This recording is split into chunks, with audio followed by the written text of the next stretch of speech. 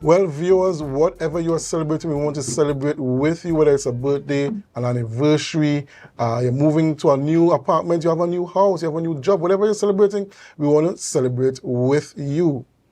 Well, in studio, we have with us Mr. Ashworth Jack, who is the liaison coordinator in the Office of the Prime Minister, and he's here to discuss with us the dissolving of the T.H.A legislature and what persons can expect next. Good morning and welcome, sir.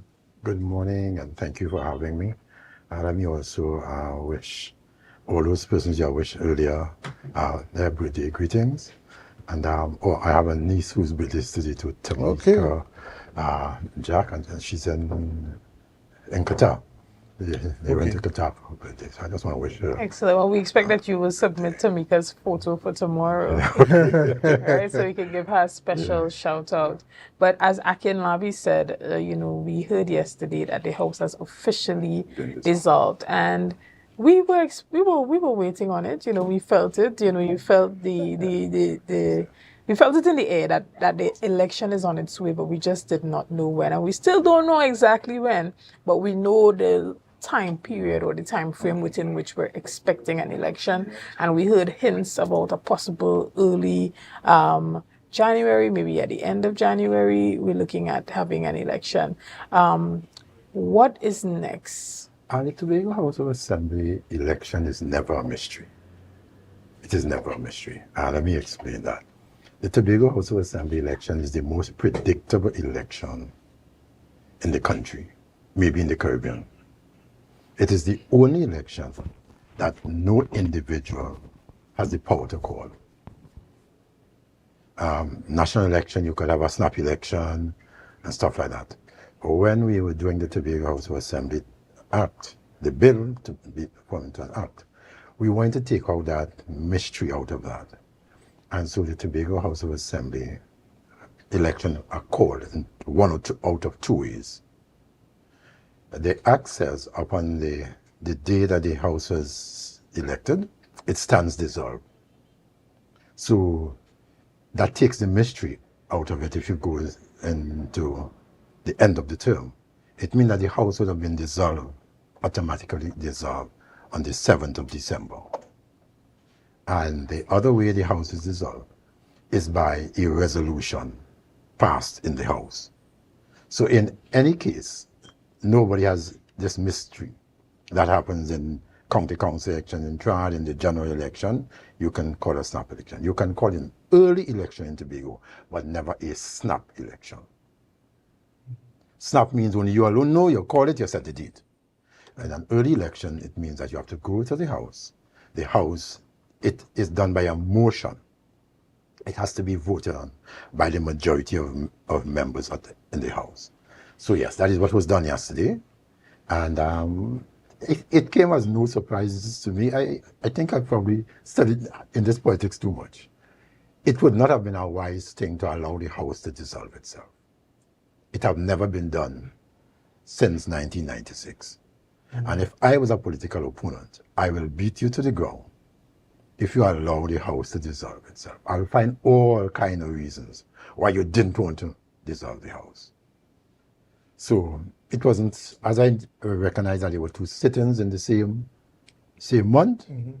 I knew that at the end of that second sit-in, the House was going to dissolve itself. So, Mr. Jack, there are a lot of persons out there that are not sure how government works, and they want to know what's going to happen next. Is it that they have no more secretaries? Sorry. Yeah.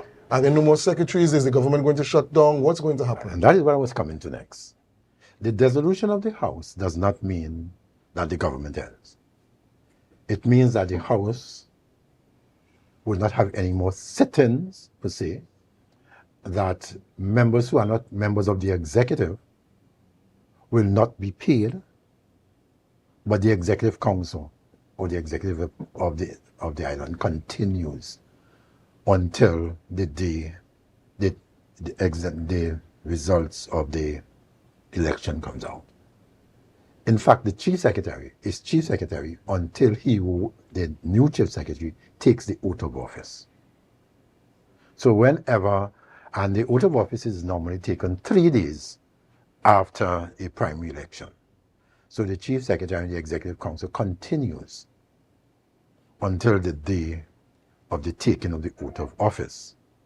In fact, a Chief Secretary can drive to if he or she is elected, in this case it's a he, elected to the House but not returned as Chief Secretary. They can drive to the House with the official vehicle and leave in their own vehicle. Okay. Understood. What do you think we should expect from this upcoming election season? You know, just as someone who has been in the political game for a while, and, you know, seeing this last allocation that was given to the T.H.A from the central government, and hearing everything that the Secretary for Finance had to say yesterday as it pertains to, you know, just being able to adequately disperse that allocation. Tell us about what you think we can look forward to. I think that this iteration of the Tobago House of Assembly has been one of the luckiest in terms of finance. In that, for the first time in the history of the Tobago House of Assembly, since the 1st of January 1999, because you know the Tobago House of Assembly, in its former self, ended on the last day of December 1889. And the Tobago House, Tobago then went into this with a ward of Tobago. And for the first time in the history of Tobago since 1890, Tobago have had a 5% of the budget. First time. It have always been between 1 and 4.03 to about 4.3%. And before 1997, the highest percentage of the budget used to be 2.2. And that is why, in writing the Tobago House of Assembly Act of 1996, well, the bill, for people who don't know how that works, it goes in as a bill. And when it is ascended to by the President, it's called an Act of Parliament. So here I say Act number 40, it means that it has been ascended to. Before that, when it goes in for debate and all that, it's a bill. And if people vote for the bill and it is passed in the House, it is then called an Act. So for when we were doing that, the question was, how do we get Tobago a better share of the national pie? Because the first budget under the new assembly was December 1996. The first budget, at that time the budget used to be in January. And they changed the budget to September because of all the things that must be done to get the budget passed. And if you had it in January, by the time the budget is passed, half of the dry season was already gone. And so your development work was always behind, you know. And so you always had unexpended balance and stuff like that, when it was not true reflection of what was happening. So that first budget, Tobago's allocation was, I think it was 237 million. And I can't remember the exact amount, I wouldn't hold myself. I know it wasn't more than 300 million. And the Tobago's development budget was 37 million. We had to sit down, Mr. Charles spearheaded that, and creatively move around some of the recurrent or vacant posts and stuff like that to boost the development. And that's how on the 14th of February 1997, all the development works at the Providence Road and stuff, they started on the 14th of February 1997. And that is because money was kind of moved around, of course. Sometimes pay was late because some of that kind of thing happened.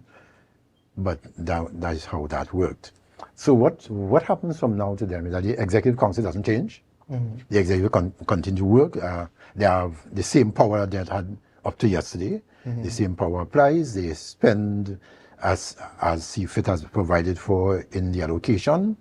And it's just that the non-executive members of the Assembly, except the assistant secretary. No, they are executive members. Right. It might not be the Executive Council, but they are executive. Right. what it means that they like the members of the assembly who are not So you're talking about the minority. minority members.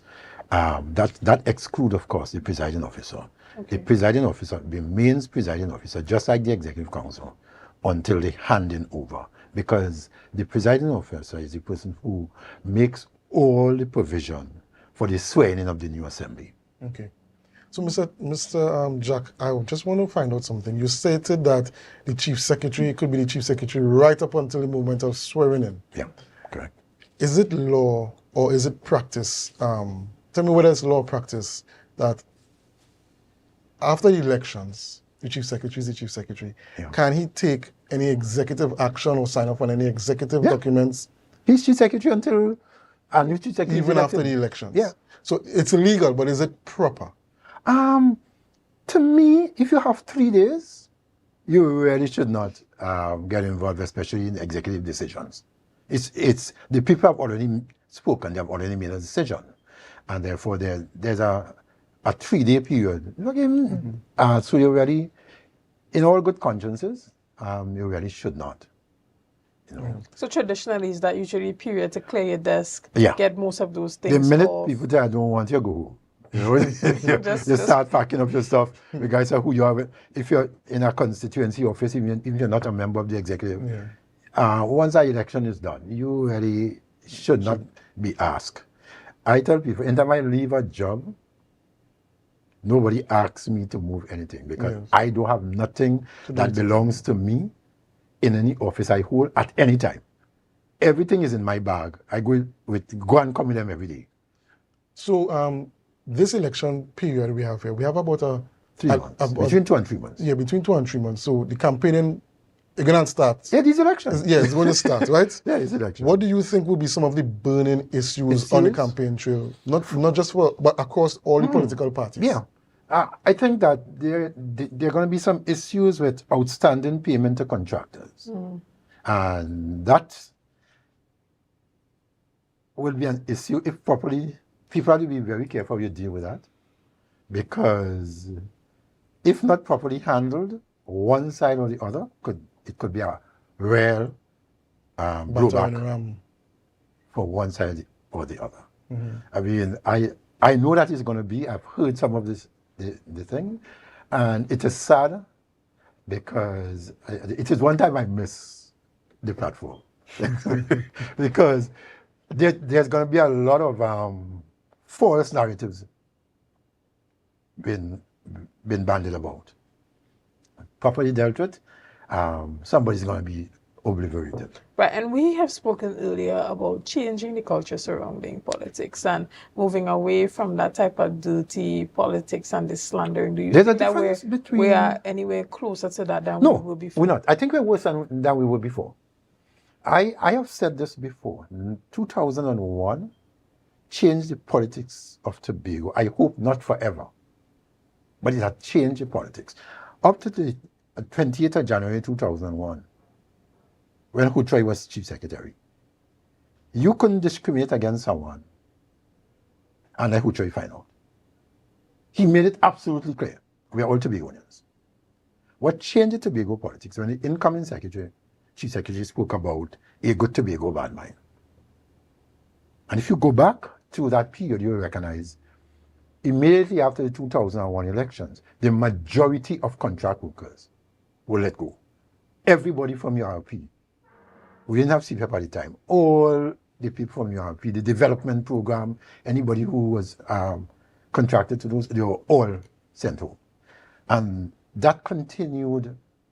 And up to this day, we have a lot of that. And I'm hoping that, because I'm hoping that this incrementally that is phased out, because Tobago need all hands on deck, right? It's going to take a little time, a little doing, because there's an expectation by the people who were wronged that they will have an opportunity because they were wronged. So somebody has to be brave enough to bury the hatchet. Somebody have to say, listen, at this point, this is how we stop. This is where we stop. And the more money Tobago gets, the easier it is for that to happen, because now you have more money that you can deal with. But it is something that I found very sad. I know my family suffered from it. So I know how that was dealt with, you know. So it's sad though. It's sad. A small country like a small island like ours. It is sad. Well, we want to thank you, Mr. Jack, for coming in and speaking with us, giving us more clarity in terms of the structure of the dissolution of the House and how government operates afterwards. And we really hope that the political culture that we just spoke about will improve in the coming But years. before you wrap, I just want to say one other thing. I think that Shenell had asked. Okay. What happens now? The Chief Secretary will then inform the Prime Minister as to the date he have chosen for the election. The Prime Minister will then send it to the President, and then the President will do the writ that says what date the election is. So just that, and I went to. And you think that will be coming in the next couple of weeks? Because people want to know the I date. do not want to usurp the responsibility of the Honorable Chief Secretary. Okay. All right. Well, thank you very much, Mr. Jack, for coming in and speaking with us concerning the dissolving of the House. Up next, we have Dr. Nyla Edwards, and she's going to be talking about the Roxburgh Hospital becoming the first age-friendly health system in the Caribbean. So do us a favor. Share the live, share the live, share the live. We'll be right back after these messages.